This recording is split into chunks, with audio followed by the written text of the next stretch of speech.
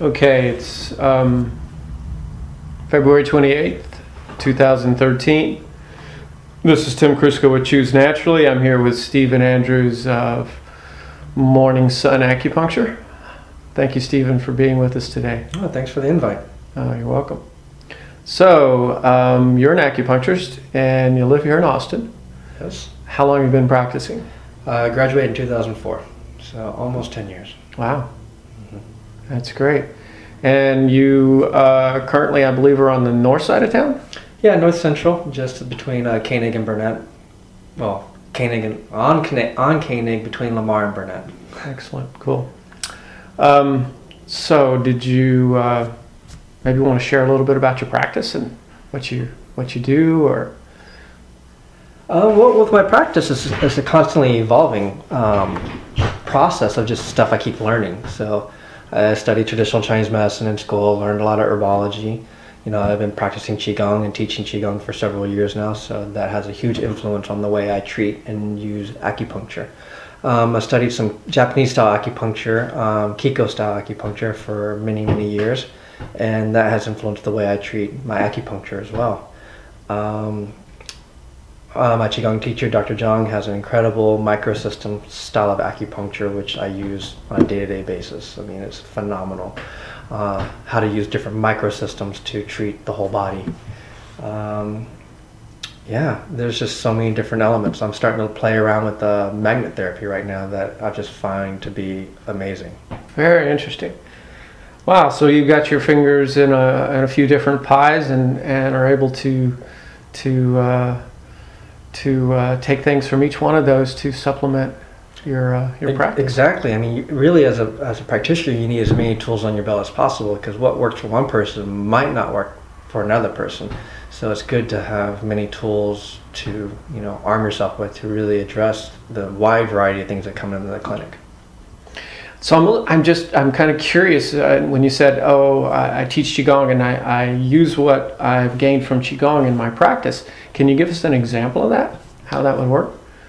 Well, first of all, you know, Chinese medicine, we're taught all these empirical thoughts and paradigms, way of thinking, and points that are supposed to do this.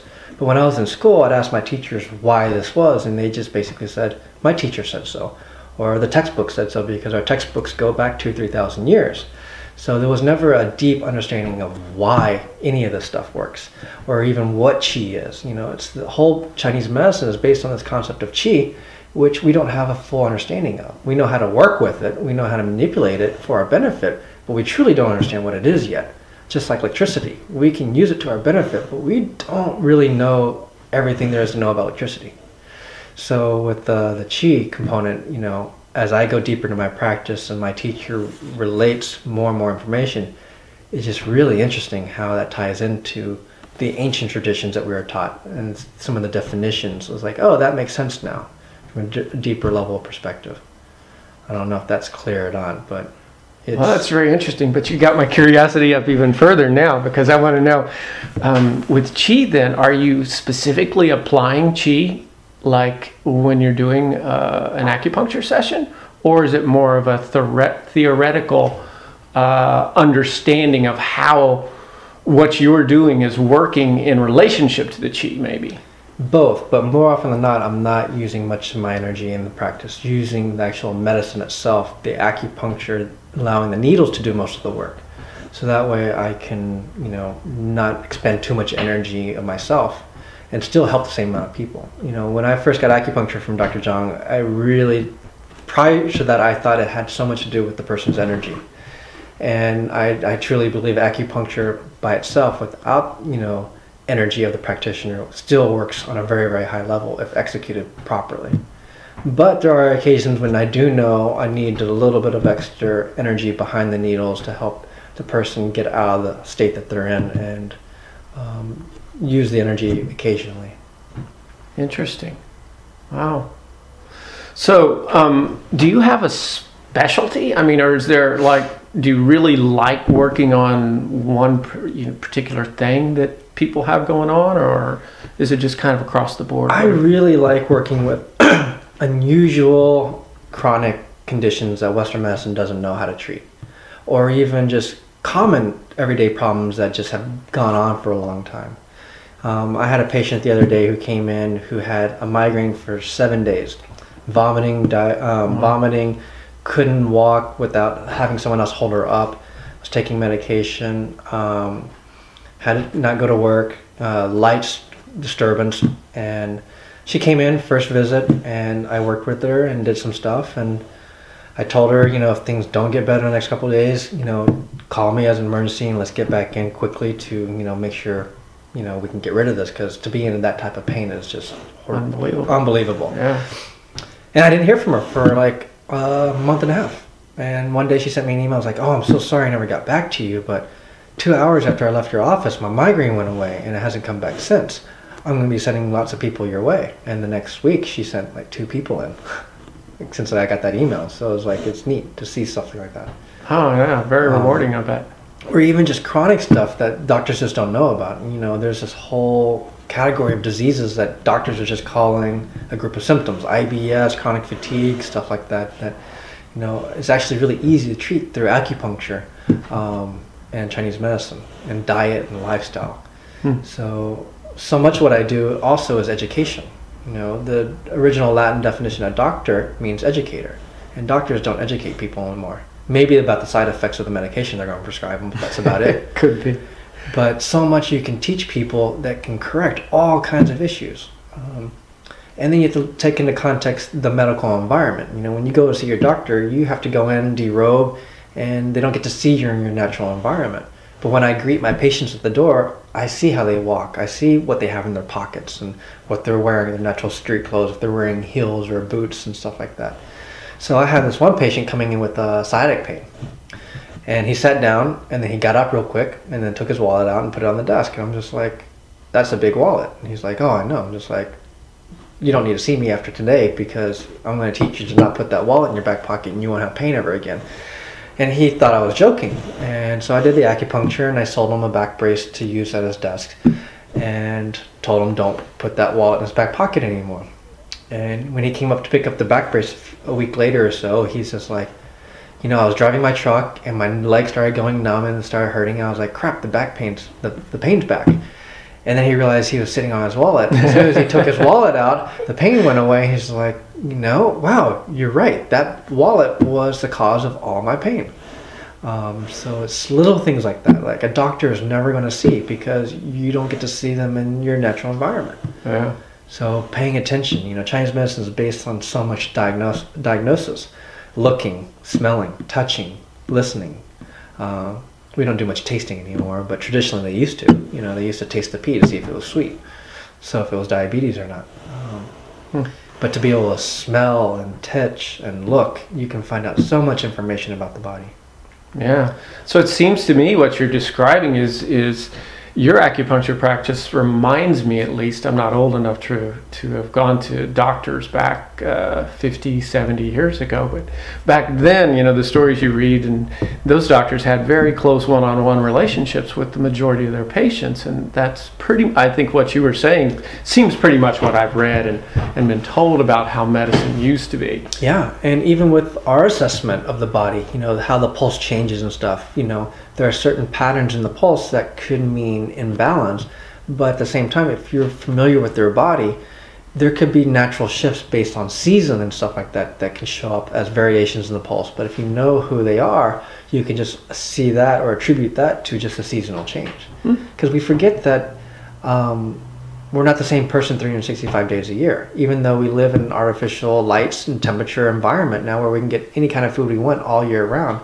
We forget that this outside environment changes and that we are slightly different every single day and throughout the season. So we need to pay attention to those variations in the seasons and how it affects our physical health and mental health too. Right. Like, women know that, the moon has a direct effect on their cycle, or at least it used to, until, birth control and all that stuff. But it makes sense that we're a product of our environment, and, subtle changes in the environment can have subtle changes or profound changes within our system. So when I hear patients coming in saying they're depressed and it's wintertime, I'm just like, be a little careful on calling it depression just right now. It's okay to be more internal and not want to be at social and sleep more. That's not necessarily the definition of depression. But people will interpret it and they just go, oh, I know other people who are depressed and I'm feeling those symptoms, so I must be depressed, so put me on some medication. Yeah. It's like, just wait till springtime, and if you feel the same, then, you know, then we can take it one step further and go get evaluated by a doctor. But hold off for a moment. So that brings up the question then, do the majority of your patients, or do you have a group of patients who see you then kind of for tune-ups on a regular basis? They'll make an appointment maybe once a month, maybe every 3 months, or is yours, you're like you said, fixing the chronic or acute problems that come up as they come up, or maybe you have both? I have both, but honestly, when people come in with a problem, I don't want them to be a lifetime patient. I want them to come in and get the problem that they're being affected by to get better. But then I educate them enough to where if a new symptom arises, to come in first and get treated by me so we can get rid of it faster. You know, right now, acupuncture we're usually last on the list. When people come see us, we're like, well, what else have you tried? And you're like, I've tried everything else first. You're my last hope. So it's like, you know, someone has pain for 20 years and you want relief from one treatment, you know, that's a lot of pressure on us. But there are times when we do get those kind of results. But at the same time, we have to, you know, regulate their expectations and stuff and just go, look, you know, you've had this pain for 20 years, so, you know, give me some slack, you know, let's work on a treatment plan, come X amount of weeks. But then there are certain people who don't have any issues, and they do like to come in, you know, once a month, once every 2 weeks, and so that just does wonders. You know, I work with a lot of pregnant women right now, and I had a patient who I saw as a patient prior to her getting pregnant. Then I worked on her weekly throughout her entire pregnancy, and she said it was so effortless. You know, it was such a great pregnancy. She had no morning sickness, no back pain, you know, no emotional disturbance. She just felt really calm, easy, and just felt like it was a great experience. Oh boy, when the word gets out about you and pregnant women, your door's going to be wide open. There's going to be a line out of it. Yeah. So it's just interesting in this day and age how much information travels. And, you know, you hear one person's experience and you just assume that that's going to be your experience. And I try to educate people to allow not to have other people's experience be your experience. And to, you know, create your own experience and outcomes. Mm-hmm. Well, I greatly appreciate you know, having the opportunity to sit here with you and learn all about this. This is great. Is there anything else that you would like to share? Maybe anything about your practice, or for that matter, anything? I've been working a lot with like language and paying attention to conscious language and how the words we use is really, really interesting. And what I'm getting at is a lot of times people like to identify. People always want to go to the doctor, and I want to just know what's wrong, and then I'll be able to figure out how to get rid of it.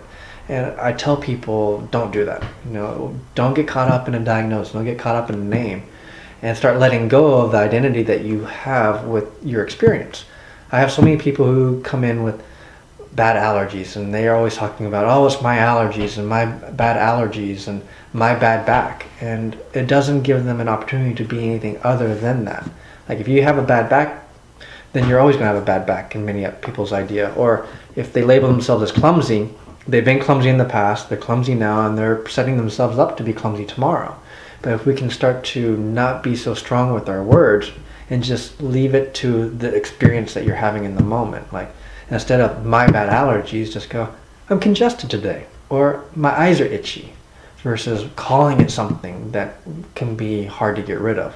And just by changing how you associate to your issue can give room for change.